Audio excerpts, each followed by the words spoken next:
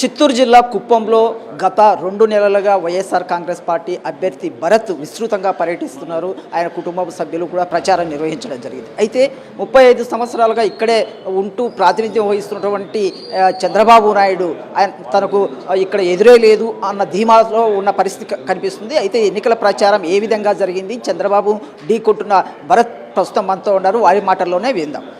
ఎట్లా చూస్తారు? 2 నెలలుగా విరామం లేకుండా ప్రచారం చేస్తున్నారు. ప్రచారం ఎలా సాగింది? ప్రచారం నిజంగా మేము అనుకున్న దానికంటే కూడా చాలా అద్భుతంగా సాగిందని చెప్పాలి. ఎందుకంటే ఎక్కడ పోయినా కూడా ప్రజలందరూ స్వచ్ఛందంగా మాతో పాటు వచ్చి మేము జగనన్నతో పాటు నిలబడతాము, జగనన్నతో మేము నడుస్తాము అనే విధంగా ప్రజలందరూ కూడా క్యాంపెయిన్లో పార్టిసిపేట్ చేయడం కానీ, ప్రతి పంచాయతీలో కూడా మేము క్యాంపెయిన్ చేయడం జరిగింది. ప్రతి పంచాయతీలో కూడా ఒక ఇంటి దగ్గరికి వెళ్ళి ప్యాంప్లెట్ ఇచ్చిన వెంటనే మళ్ళా ఆ ఇంట్లో ఉండేటటువంటి మహిళ కానీ లేకపోతే ఆ ఇంట్లో ఉండేటటువంటి మనిషి మాతో పాటు నడుచుకుంటూ వచ్చేటటువంటి పరిస్థితుల్లో మేము క్యాంపెయిన్ చేసినాం. ఒక 50 మందితో స్టార్ట్ అయితే క్యాంపెయిన్ అయిపోయేటప్పటికి ఒక 500 మందితో మేము క్లోజ్ చేసేటటువంటి ఆ పరిస్థితుల్లో ఈరోజు వైఎస్ఆర్సీపీ పార్టీ ఉంది. 100% మేము ఘంటాపదంగా చెప్పగలుగుతాము. ప్రజలందరూ కూడా మళ్ళీ జగన్మోహన్ రెడ్డి గారు అధికారంలోకి వస్తే తప్పితే మనం ఈ రాష్ట్రాన్ని ముందుకు తీసుకొని వెళ్ళలేము అనేటటువంటి ఆలోచనలో ఉన్నారు. క్యాంపెయినింగ్ అని చెప్పడం కంటే కూడా జగన్మోహన్ రెడ్డి గారు నిరంతరం ఒక నాయకుడు అనేటటువంటి వాడు ప్రజల్లోనే ఉండాలా అనేటటువంటి కాన్సెప్ట్తోనే ఈ 5 ఏళ్ళు కూడా ఈ మన ప్రభుత్వం నడిపారు. నాడు నేడు కార్యక్రమం మొదలైనప్పటి నుంచి నేను మోస్ట్లీ ఇది క్యాంపెయిన్ అనే చెప్పాలా. ప్రజల సమస్యలు తెలుసుకోవడం, వారి సమస్యలు తీర్చడం, తర్వాత ఎలక్షన్ క్యాంపెయిన్ చేయడం, ఇప్పుడు ఇంకా లాస్ట్ క్లోజింగ్ టైంలో కూడా ప్రజలందరూ చాలా ఆనందంగా చాలా సంతోషంగా ప్రజలు ఉన్నారు. ప్రతి ఒక్క ఆస్పెక్ట్ని కూడా ప్రజలకు ఎక్స్ప్లెయిన్ చేస్తూ చంద్రబాబు నాయుడు గారు ఇచ్చినటువంటి దొంగ హామీలు అమలు చేయలేనటువంటి పరిస్థితి ఉంది. జగన్మోహన్ రెడ్డి గారు కూడా ఇట్లాంటి హామీలు కావాలంటే ఇంకో 100 ఇవ్వగలడు, అయినా కూడా ఆయన అమలు చేయలేడు. గవర్నమెంట్ దగ్గర బడ్జెట్ లేదు. అనవసరంగా నమ్మి మోసపోవద్దండి. 2014లో కూడా నిరుద్యోగ వృత్తి ఇస్తానన్నాడు, ఆయన ఇయ్యలేదు. డ్వాక్రా రుణమాఫీలు చేస్తానన్నాడు, చేయలేకపోయినాడు. ఇప్పుడు కూడా మళ్ళీ 20 లక్షల ఉద్యోగాలు క్రియేట్ చేస్తాను, మళ్ళీ ఒక నిరుద్యోగ వృత్తి 3000 ఇస్తాను అనేటటువంటి మాటలు మాట్లాడుతూ ఉన్నాడు చంద్రబాబు నాయుడు గారు. ఆయన అనవసరంగా మీరు నమ్మద్దండి. గవర్నమెంట్ పరిస్థితి ఏదైతే ఉందో దాంట్లో మనం ఏం చేయగలము, నెక్స్ట్ 5 ఏళ్ళు మన భవిష్యత్తు ఎలా ముందుకు తీసుకొని వెళ్తామనేది క్లియర్ స్ట్రాటజీతో జగన్మోహన్ రెడ్డి గారు ముందుకు వెళ్తూ ఉన్నారు. సో దయచేసి ఆయనకి ఇంకొక అవకాశం ఇస్తే మనము ఈ నెక్స్ట్ 5 ఏళ్ళలో ఆంధ్ర రాష్ట్రాన్ని మరింత ప్రగతి పథంలోకి తీసుకొని వెళ్ళేటటువంటి పరిస్థితి ఉంది అనేది క్లియర్గా ప్రతి ఒక్కరు, అంటే వాలంటీర్స్ దగ్గర నుండి మా క్యాడర్ దగ్గర నుండి మేము కానీ ప్రతి ఒక్కరు క్లిస్టల్ క్లియర్గా ప్రజలకు ఎక్స్ప్లెయిన్ చేస్తుంటే వాళ్ళు కూడా కన్విన్స్ అయ్యి నమ్ముతూ ఉన్నారు. అవును, జగనన్న ఒక మాట ఇస్తే తప్పడు, అది ఆయన బ్రాండ్ ఇమేజు. సో ఇది చేయగలుగుతానని చెప్పినాడు, ఇవి కంటిన్యూ చేస్తానని చెప్పినాడు. పెన్షన్ కూడా ఇమ్మీడియట్గా నేను పెంచలేను, నా వల్ల కాదు, 3500 2028వ సంవత్సరంలో పెంచుతాననే దానికి యాక్చువల్గా మేమందరం కూడా పార్టీలో భాగమైనప్పుడు కూడా ఇది ఎక్కడ ప్రజల మనసులో మనకు నెగిటివ్గా వస్తుందేమో, 4000 చంద్రబాబు నాయుడు ఇచ్చేస్తానంటున్నాడు, ప్లస్ ఈ 2 నెలలది కూడా కలిపి మొదటి నెల 7000 ఇస్తాను అని చెప్పడం కూడా ఎక్కడైనా మరి వృద్ధులకు కానీ పెన్షనర్స్కి కానీ వీళ్ళు కన్ఫ్యూజ్ అవుతారేమో అనేటటువంటి భావనలో ఉండినాం. కానీ జగన్మోహన్ రెడ్డి గారే కరెక్ట్. ఆయన ఎంత క్రిస్టల్ క్లియర్గా అయితే ఆ మెసేజ్ ఇచ్చాడో అది ప్రజలకు కూడా అంత క్రిస్టల్ క్లియర్గా అర్థమైంది. మేము వెయిట్ చేయగలుగుతాము, మాకు 3000 రూపాయలే చాలు, వాలంటీర్ తీసుకొచ్చి ఇంటికాడ ఇస్తే చాలు, మేము పోయి అనవసరంగా ఎంపీడీఓ ఆఫీసుల్లోనూ ఇంకో దగ్గర పడిగాపులు కాయలేము, మా వల్ల కాదు. ఈ బ్యాంక్లో డబ్బులు వేసేది కూడా చాలా చాలా నెగిటివ్ అది. ఎందుకంటే బ్యాంక్లో డబ్బు వేసినా కూడా బ్యాంక్ దగ్గరికి 1వ తారీఖు పెన్షనర్ తీసుకొని బ్యాంక్ దగ్గరికి వెళ్తే బ్యాంక్లో కూడా 300-400 మంది క్యూ ఉన్నారు. ఒక మండలానికి ఒక బ్యాంక్ బ్రాంచ్ ఉంది. మండలంలో ఎంతమంది పెన్షనర్స్ ఉన్నారు, ఎంతమంది నిలబడాలి?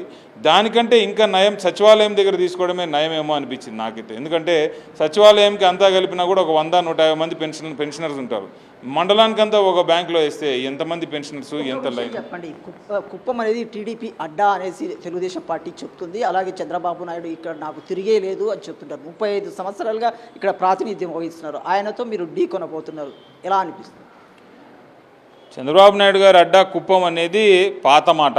2014 నుంచి జగన్మోహన్ రెడ్డి గారు, పెద్దిరెడ్డి రామచంద్రారెడ్డి గారు ఇద్దరు కలిసి క్లియర్ స్కెచ్ చేసి ఇక్కడ మనం ఏమి చంద్రబాబు నాయుడు చేయలేదు, ఆయన లోపాలు ఏంటి అనేది ఒకవైపు చూపిస్తూ మనం వస్తే ఏం చేయగలుగుతామనేటటువంటి హామీ ఇస్తూ ఇక్కడ వైఎస్ఆర్సీపీ క్యాడర్ని బలపరుచుకుంటూ రేపు పొద్దున మనం అధికారంలోకి వచ్చిన తర్వాత ఫలానా చేయగలుగుతామనేటటువంటి ప్రణాళికతో 2019 తర్వాత వాళ్ళు ఏవేవైతే అనుకున్నారో వాటన్నిటిని ఇంప్లిమెంట్ చేస్తూ హెచ్ఎన్ఎస్ఎస్ కాలువ కానీ, మున్సిపాలిటీ కానీ, ఆర్డీఓ సబ్ డివిజన్ తీసుకురావడం కానీ ఇలాంటి అవసరమైనటువంటి పనులు ప్రజలకు నిరంతరం ఉపయోగపడే పనులు మేము చేయించగలిగినాం. చంద్రబాబు నాయుడు లాగా మేము వచ్చి అనవసరంగా ఎయిర్పోర్ట్ కడతాము, ఇక్కడ నుంచి కూరగాయలు తీసుకుపోయి అమెరికాలో అమ్ముతాం అనేటటువంటి అబద్ధపు హామీలు ఇవ్వకుండా ప్రజలకు నిరంతరం ఉపయోగపడేటటువంటి పనులన్నీ మేము కంప్లీట్ చేసుకుంటూ పోతూ వాళ్ళ మనసులో కూడా ఒక ధైర్యాన్ని నింపుతూ, ముఖ్యంగా ఇక్కడ ఉండేటటువంటి కుప్పం ప్రజలు చాలా అమాయకులు.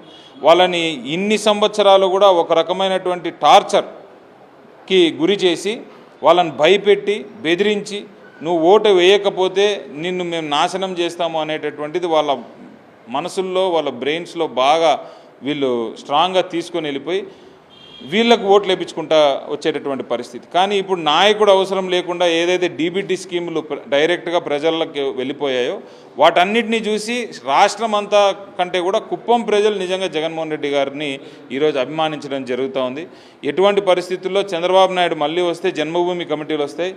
జన్మభూమి కమిటీలు రాష్ట్రంలో ఎక్కడున్నాయో నాకు తెలియదు, కానీ కుప్పంలో మాత్రం విపరీతంగా వీళ్ళని దోచుకొని తిన్నారు, అరాచకానికి గురి చేసినారు. సో అలాంటి జన్మభూమి కమిటీల కింద మళ్ళీ మేము బతకడం ఇష్టం లేదు అనేది క్లియర్గా ప్రజలు ఈరోజు చెప్తా ఉన్నారు. మీరు ఒక మాట అన్నారు హెచ్ఎన్ఎస్ఎస్ గురించి. చంద్రబాబు నాయుడు నిన్న మీడియాతో మాట్లాడుతూ అది ఒక సినిమా స్టంటు, సెట్టింగులు వేసి ఒక ట్యాంకర్తో నీళ్లు వదిలారు, అది మరుసటి రోజుకి ఇంకిపోయాయి అని విమర్శ చేశారు.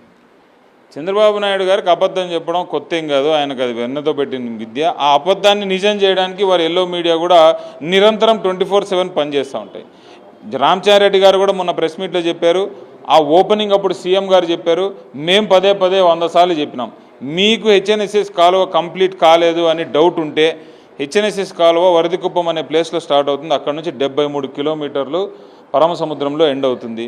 73 కిలోమీటర్లు మీరు పాదయాత్ర చేయండి, లేదా మీకు ఓపిక లేదంటే బైక్ వేసుకొని తిరగండి. ఎక్కడైనా సరే ఒక్క 100 సెంటీమీటర్లైనా ఆ హెచ్ఎన్ఎస్ఎస్ కాలువ కంప్లీట్ కాలేదు అని మీరంటే నేను ఆ రోజు చెప్పినా ఈ రోజు చెప్తానా, నేను విత్డ్రా చేసుకుంటా, కావాలంటే నేను ఈ ఎలక్షనే వదిలేస్తాను.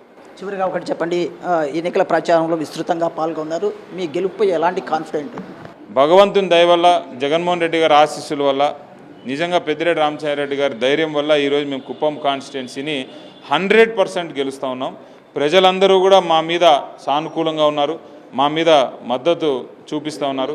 అన్నిటికంటే ఇంపార్టెంట్ జగన్మోహన్ రెడ్డి గారి మీద విపరీతమైన అభిమానంతో ఉన్నారు కాబట్టి వారి ఓటు 100% ఫ్యాన్ గుర్తు మీదనే పడి ఈ కుప్పం చరిత్ర మారబోతూ ఉంది అనేది నేను చెప్తాను. ఇది మొత్తం మీద కుప్పం చరిత్ర మారబోతుంది అనేసి భరత్ స్పష్టంగా చెప్తున్నారు. ఎందుకంటే జగన్మోహన్ రెడ్డి చేసిన మేలు ఈ ప్రాంతవాసులు గుండెల్లో పెట్టుకున్నారు. అందుకోసం ఎక్కడికి పోయినా మాకు అపూర్వ ఆదరణ ఇచ్చింది, ఖచ్చితంగా ఇక్కడ గెలిచి తీరుతామనేసి కుప్పం వైఎస్ఆర్ కాంగ్రెస్ పార్టీ అభ్యర్థి ఎవరైతే ఉన్నారో భరత్ స్పష్టం చేస్తున్నారు. వీడియో జర్నలిస్ట్ శ్రీకాంత్తో మధుసూదర్ రెడ్డి, సాక్షి టీవీ, కుప్పం.